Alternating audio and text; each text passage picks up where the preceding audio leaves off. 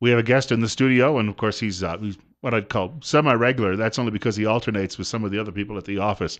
But on a weekly basis, we call it Tripp Family Medicine, Better Health with Tripp Family Medicine, right here on Top Story on News Radio 1310 KLIX and newsradio1310.com. Dr. Jonathan Tripp joining us this morning in the studio. First of all, welcome back. Thank you. You look very casual today. Well, I'm living at 100-degree weather, and I think the rest of us know a little bit about being casual in Idaho is okay. I remember the one day you came in because you had been on your way to the temple, and you were dressed in, well, I can't afford a suit like that, but Yeah, suit and tie, white shirt, had the whole looked pretty East Coast formal. I was Yeah, going to say you were running for office that day. that's That's what right. it that's what it appeared like. Hey, you're here today to talk with us a little bit about some trends in medicine, Yeah. which I guess a lot of us don't realize that things change and new science and new things develop. Yep. Well, actually, what spurred this topic was we had a caller a couple of weeks ago that had a question about. Well, the specific question had to do with uh, butter versus margarine and how, you can't figure out what the medical profession wants us to eat and, why one was great and now it's bad and the other one's okay. And so I thought, well, that's a great topic is just to say, where do we go with these trends? How do they come up? And a lot of times the trends are driven by what's going on in, popular society, sometimes, by the medical profession, and often there's a doctor's name behind whatever the latest trend is. So, you could say it's a medical trend, but a lot of times it's an author of a book about the latest and greatest diet or, the best way to exercise or, what you need for adequate sleep. But we've got quite a few topics I wanted to bring up. Um, but I'd really want to encourage callers right from the get-go to help us out because uh, things that you'll have personal experience with. We'd love to hear about what's worked, what hasn't, and I'll start off by hitting diets. The trans fat is a big topic right now. The FDA just had a ruling, talking about how they're trying to reduce or get rid of that in our diet, and how that trans fat, as most of you to understand, is Crisco. So Crisco came out in the 50s as oleo, and in the old days you have to mix the oil with the white stuff to make it look yellow, so it kind of looked like butter. And so some of you will remember that. But the truth is that has become more and more prevalent in our processed foods. And Microwave popcorn, for instance, often has it. yeah, it's peanut butter. I grew up on peanut butter with it's called partially hydrogenated vegetable oil. That's a trans fat. It's what makes an oil stay solid at room temperature. So, I've now switched to peanut butter because I'm a peanut butter lover, that doesn't have that, and so I have to stir it and put it in the fridge. And I actually now prefer that. But, when I was a kid, oh my goodness, give me Skippy, give me Jif, give me, Yeah. Peter Pan peanut butter, but don't give me that natural crap, that's for old people. And so I really, have switched on that one. But, low carb diets have been big for a long time. Started, the biggest name is the Atkins diet. That's a no carb diet, actually. Right now, real popular one is called the paleo diet. Doctors for 10 years have been talking about a Mediterranean diet as being more heart healthy. And there's even things that we use to diet pills, over the counter or otherwise. Ephedra was pretty much outlawed about, I don't know, 8 or 10 years ago. But there's lots of replacements for it. And, especially every spring, every, nutritional store has their brand or something on the radio, something on the TV about how you're going to lose 47 pounds in 21 days or whatever their claim is. These are some of the things that actually, those type of replacements, I'm going to have my physician assistant, Russell Singleton, talk about next week. We've got about a minute before the break. We have a caller, and we can get at least a question or comment from the caller and then follow that up. You're on the air with Dr. Tripp on Top Story and, of course, Better Health. I use cold-pressed olive oil. I don't buy any other kind of anything. It's got a wonderful taste to it. I even put it on hot oatmeal with honey and cinnamon. So what is the difference between the cold press olive oil and other olive oil? I think it's the taste is what I notice. The extra virgin olive oil to me tastes yucky. So cold pressed oil is what I buy, and I don't allow any other vegetable oil or anything else in my house. I cook with it. I use it on salads. I use it on everything, and it's wonderful. And I'm healthier because of it. Well, thank you for the call. We'll get back to that following the break. Doctor, it was I think a lot of people have decided that when it comes to cooking, they had to make some changes. And we have more coming up on that in just a few minutes. Better Health with Tripp Family Medicine this morning. On Top Story on News Radio 1310 KLIX, newsradio1310.com. Dr. Jonathan Tripp in studio with us. And of course, Bill Colley taking the telephone calls. We've got plenty more ahead. Joining us in the studio, Dr. Jonathan Tripp from Tripp Family Medicine. Better Health with Tripp Family Medicine, Wednesday mornings between 8:30 and 9 o'clock. Right here on Top Story with Bill Colley on News Radio 1310 KLIX and newsradio1310.com. Of course, I always like to mention the location of your office. Fillmore Street's fairly simple to get to. Runs through most of the city. You're on the north end, across from the post office. But there's a lot of other ways to get in touch with the office than, let's say, just driving there. You bet. We have a website, which is trippfamilymedicine.com, and that'll give you a lot of good information or even allow you to download new patient information, the forms that you need to get going if you come visit us. The Facebook account is Tripp Family Medicine, and you can communicate with us that way. If you got questions or ideas, we're happy to see those as posts on Facebook. And then the easy way is our phone number is 208-933-4400. That's 933-4400. You had just a quick comment, I know, about the caller mentioned her love of especially cold pressed olive oil, which sounds fascinating. By the way, I'm gonna have to try that. Yeah, cold pressed. I think really the interest in cold pressed versus regular processing is, by the name it tells you, well, there must be some heat involvement in regular olive oil processing, and the cold press idea is that you're leaving as many of the nutrients in the olive oil as possible. What's interesting is she was saying she uses it for cooking and just about everything and spreading it on bread and likes the taste. What's interesting is I use olive oil in a dermatology point of view. When people have really dry skin, I teach them to use that after a shower, put it on even before you towel dry, and it's amazingly quick to change dry or really eczematous skin into a pretty nice skin. I learned that from a dermatologist in windy Casper, Wyoming, Yes. where everybody's skin is dry. Yeah, it's a little windy there at times. Well, we were talking a little bit off the air about this cold pressed or just raw foods idea. That's another trend. We talk about, like we were talking about broccoli and how it's the trend of broccoli over the last 10 or 15 years is, to eat it raw or very lightly cooked, whereas when I was a kid, my mom cooked it to death, and then she tried to put lemon juice on it or something else so we'd eat it. But, all the nutrients, or a lot of them, were left in that water she threw out in the sink. So getting closer to fresher, more raw foods is definitely a trend that I think is helpful in promoting, better nutrient intake from what you actually eat. A big one is just organic in general, or what are called non-GMO foods. GMO stands for genetically modified organism. And so this isn't just about the foods. I mean, one of the fun GMOs is what are called spider goats.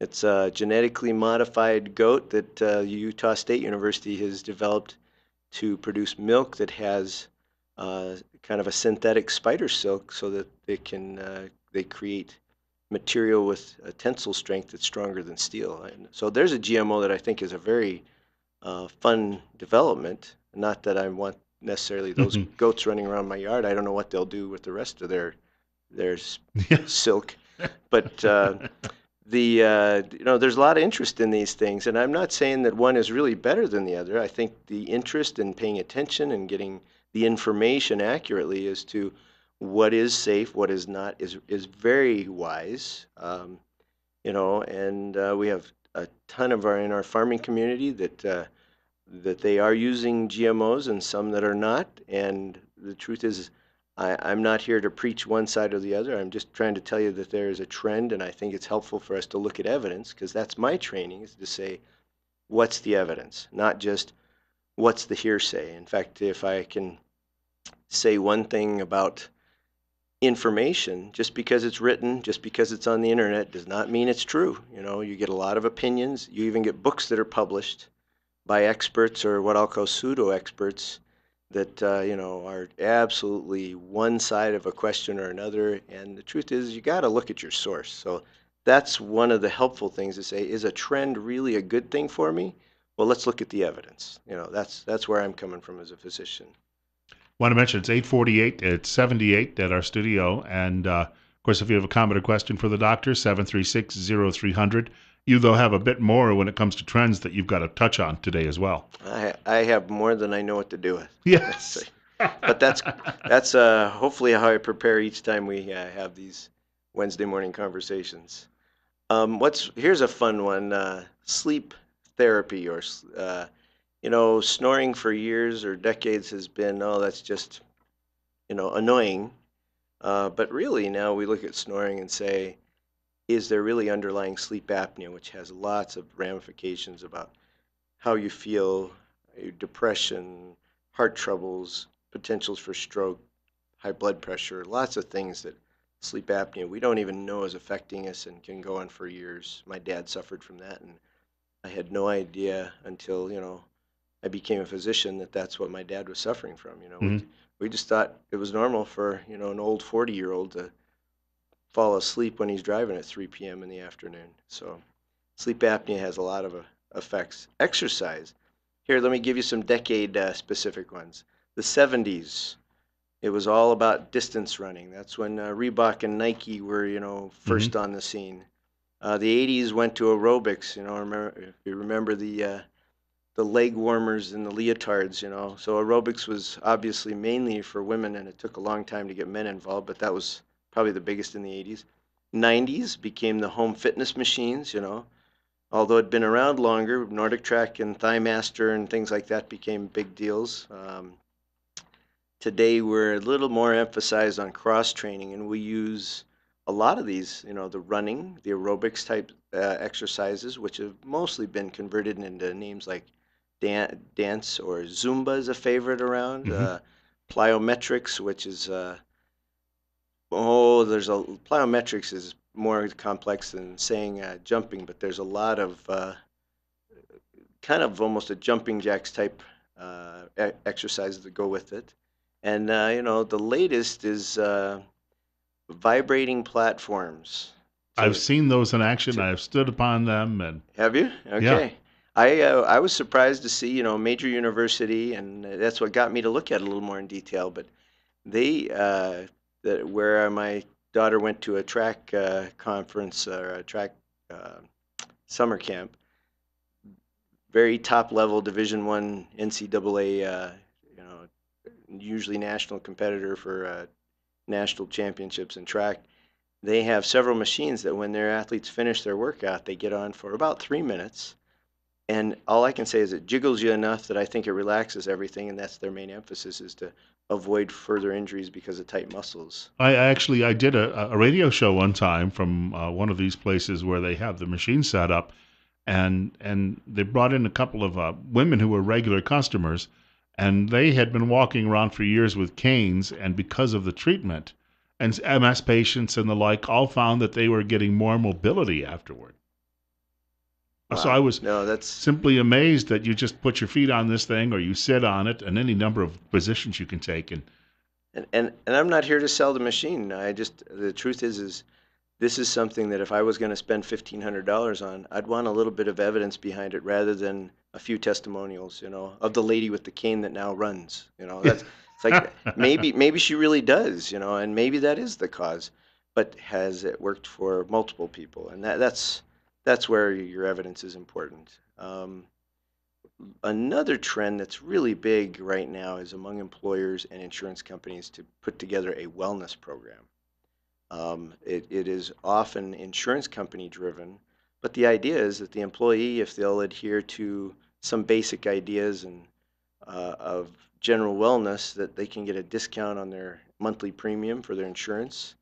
And sometimes there's not a whole lot to it other than a little bit of blood work once a year to prove that your cholesterol is not crazy and your blood sugar hasn't gone crazy and your blood pressure is okay. And so sometimes it's a minimal participation, and other times you have to show that you're showing up to the gym, twice a week or more to get that deeper discount. And I think that's one that seems to be a natural, common sense. Wow, that should make sense. That should work.